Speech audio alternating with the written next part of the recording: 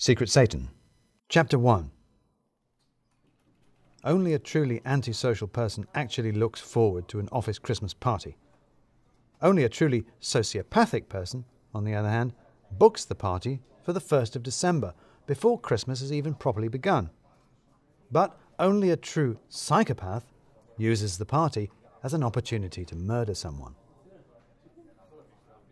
There is a shorthand for preparing work presentations that goes something like this. Tell them what you're going to tell them. Tell them it. Tell them what you've just told them. Psychological research has shown that repetition helps people remember information, particularly repeating things 3 times. People like things to come in threes. 3 Little Pigs, the rule of 3 in comedy, the 3-act story structure, which is what that presentation structure is, after all. Act 1 is setting everything up, letting the audience know what kind of story they're in for, although not too much, of course. You've got to tease a bit too, because why else would they stick around for Act 2 when things actually start to happen? Act 2 is where you pay off on the promise of Act 1, but not quite. Mostly the same, with a little bit different, as the saying goes. Give the audience what they want, but also what they need. Just enough novelty to be interesting, but not so much as you're going to upset them. This is why they're going to need Act 3, something to tie it all up and settle it all down. In other words, tell them what you're going to tell them it, then tell them what you've told them, which is what I'm doing, of course. Right there in the first paragraph, the first thing I said, the opening slide of this presentation, if you like. I told you what I'm going to tell you. There's an office, there's a Christmas party, there's a murder. I'm letting you know what kind of story you're in for. A seasonal murder mystery. I'm showing you the setting, an office. I'm even starting to hint at some of the characters. That sociopath who booked the Christmas party for the 1st of December. Maybe they're going to be the person who's murdered. They deserve it, believe me. Maybe they're the sort of person who'd like to do some murdering. Again, not unlikely, in my opinion. Both of those are red herrings, by the way. The sociopath is a different person to the psychopath, and the antisocial weirdo. All 3 completely different people. That's the beginnings of a clue to whodunnit. And you can have that one for free. But I'm getting ahead of myself. Let's do this properly. Secret Satan. It was the evening of the 1st of December, and in the back room of a pub in central London, a small group of people had gathered for an office Christmas party. It was the standard sort of sloppily renovated Victorian London pub, all wood and brass and red velvet, and so suited Christmas well. Slather some tinsel over it, sprinkle some lights, slap on some Dean Martin, and it all worked rather splendidly. Christmas! The cheeriest, the chilliest time of year. Flickering fires and darkest nights. Glee and ghosts, the horror and the ivy.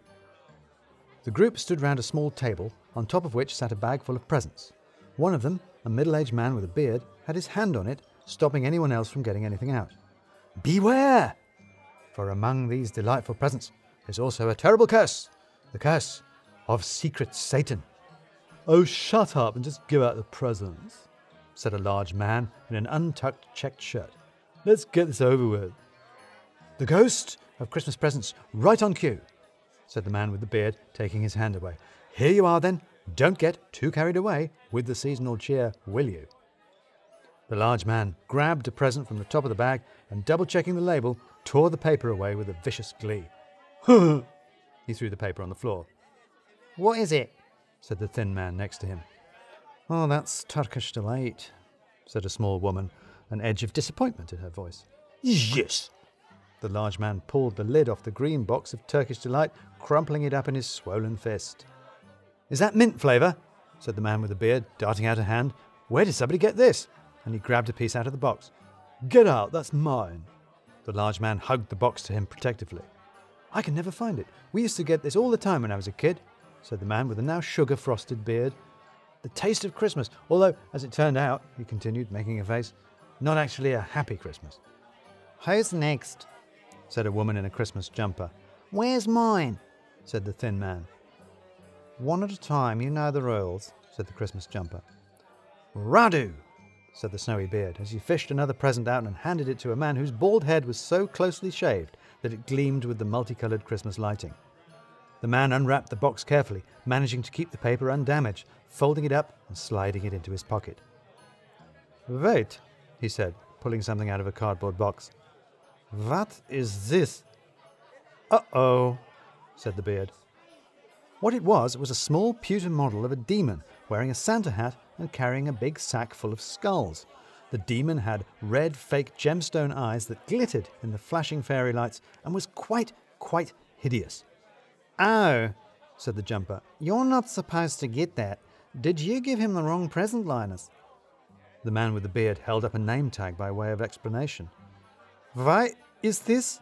said the bald man plaintively. "Ha ha ha ha ha!" The large man roared with laughter, his flushed face now thick with powdered sugar from the Turkish delight he'd been shoveling into his mouth. "Perfect! Just perfect! Happy bloody Christmas, cue ball!" "Tony," said the Christmas jumper, "serves you right! A useless lump of a present for a useless lump of a person," said the large man. "Tony," said the Christmas jumper, somewhat more forcefully. "Don't Tony me! You're not my mother. You're not anyone's mother, and you should stop trying to be," said Tony. "Although God knows they all need someone to wipe their asses. Bunch of bloody children with those stupid bloody presents." "Tony," the Christmas jumper tried to make it more of a warning this time. "You've said my name 3 times, which means I can climb out of a mirror and kill you all now," said Tony. "Speaking of which, I need a slash." And he turned and stumped off towards the main body of the pub and the lavatories. "So, who's got foul-mouthed tirade on their party bingo card?" said the man with the beard. "That's the earliest appearance yet." "I'm sorry, Radu," said the Christmas jumper to the bald man, who was staring at the ghastly statuette with disgusted fury. "We'll sort it out. Who's next?" The thin man was next, and he got a pen. A woman in glasses got a Pomodoro timer, the man with the beard a book of infographics about films. The small woman got a book too, this one on how to dress stylishly, which confused her immensely. A man with an extravagant moustache got a selection box of different teas. "What twerp got me this? I only drink PG Tips. Everyone knows I only drink PG Tips." "I'll take it," said the woman with the Christmas jumper. "It'll go with this." She'd got a mug with a C.S. Lewis quote on. "You can never get a cup of tea large enough or a book long enough to suit me." There was something about the sound of the voice in the doorway that made them all stop and look around. It was the man with the beard. He looked pale. I think I might need some help." Where he needed help was the gents, because there on the floor, spread-eagled on the tiles, lay the great bulk of Tony, very seasonally coloured, with a deep red face and a white sugary frosting around his mouth, and not very seasonally dead.